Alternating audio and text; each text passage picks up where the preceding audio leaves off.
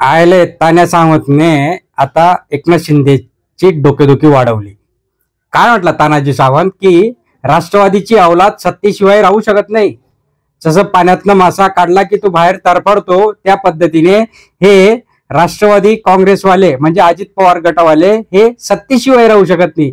आता या विधानाने धाराशिव मधलं जे काही राजकारण आहे आणि महानगरपालिकेच्या ज्या काही निवडणुका होणार आहेत त्या निवडणुकांमध्ये अतिशय टोकाची भूमिका दोघं पक्षांमध्ये आता परत एकदा झाली आणि महायुतीमधलं जे काही त्यांनी ग्रीस लावून गाडीचं जे काही चाक आहे ते व्यवस्थित चालण्याचा प्रयत्न करतायत, त्याच्यातच आता हा तानाजी सावंतने त्याच्यामध्ये जंग लावण्याचं काम केलंय.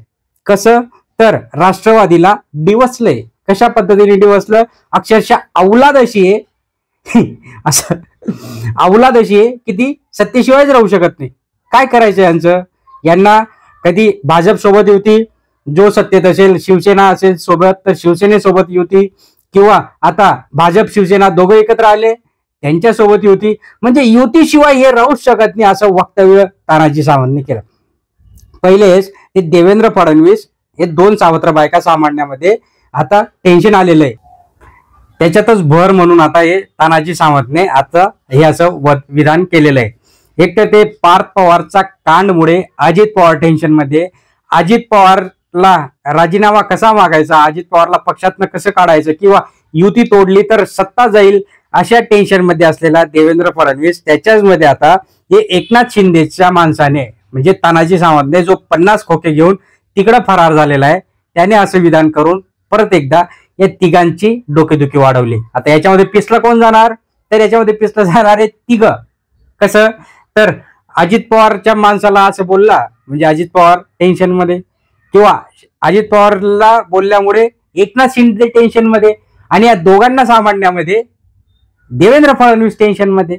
कसं करायचं, काय करायचं, युती करायची नाही करायची, आता लढायचं कसं, हा सगळा प्रश्न यांच्यासमोर उभा आहे. त्यामुळे आता येणाऱ्या ज्या काही इलेक्शन आहेत आधी ते तानाजी सावंत काय म्हटले ते बघा. चॅनलला सबस्क्राईब करून ठेवा, लाईक करायला तर विसरू नका. अजूनही पुढं माझ्या भूम परंडावासीचा विकास ज्या पद्धतीने व्हायला पाहिजे त्याची दिशा थोडी जरी हुकली आणि थोडी जरी चुकली तर त्या ठिकाणी सरकार पुढं आव्हान निर्माण केल्याशिवाय हा तानाजी सावंत स्वस्त असणार. अंडरकरंट वेगळेच असतात, जे चाललंय ते वेगळंच असतात, वास्तव ते वेगळंच असतं, आणि जे होत असतं ते तिसरंच होत असतं. तुम्हाला कोणाला तरी वाटलं होतं 2022 ला असं काहीतरी घडेल, घडलं,